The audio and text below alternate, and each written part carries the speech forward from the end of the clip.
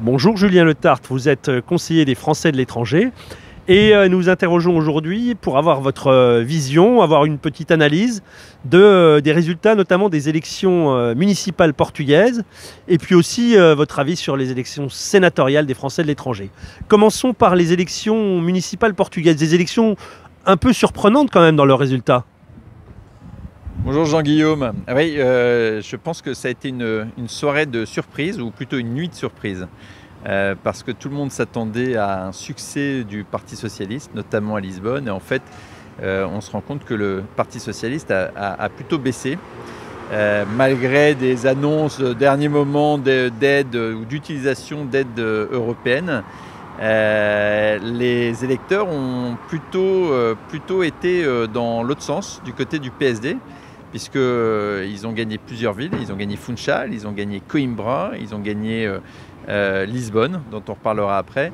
Donc, ouais, des élections intéressantes. Alors, ce qu'on peut remarquer, c'est qu'il y a eu à nouveau un fort taux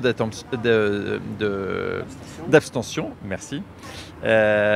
Fort taux qui est autour de 46%. On peut aussi voir que ouais, il y a très clairement une bipolarisation qui est en train de s'opérer.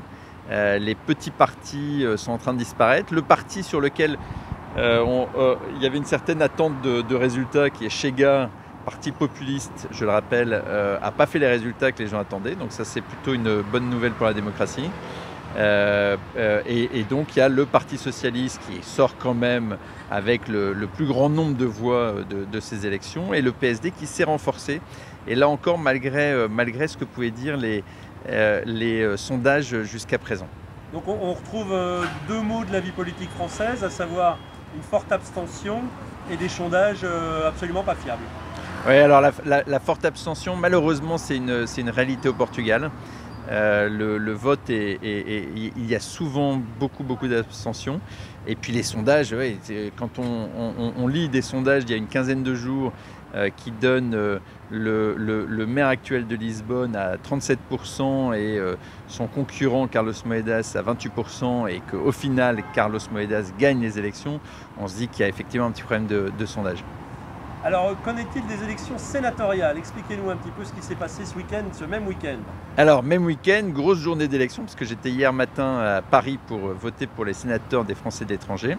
Donc il faut rappeler qui élit les sénateurs des Français de l'étranger. Alors, les sénateurs, ce sont, comme en France, sont ce qu'on appelle les grands électeurs. Et pour les sénateurs des Français de l'étranger, ce sont à la fois les députés des Français de l'étranger, les sénateurs des Français de l'étranger et les conseillers des Français de l'étranger. Voilà. Donc il y a un collège électoral de 450 personnes ou 500 personnes à peu près. 539. 539 exactement, merci. Et donc écoutez, les résultats ont été intéressants, puisque ça s'est pas mal réparti. Les six listes ont gagné une place. Et moi je suis particulièrement content, puisque l'ASFE, qui est le mouvement qui nous a soutenus pendant les élections, a gagné une deuxième place au Sénat. Donc c'est intéressant, on va être bien représenté par ces sénateurs. Merci beaucoup Julien pour ce témoignage. Merci à vous. La French Radio, Portugal.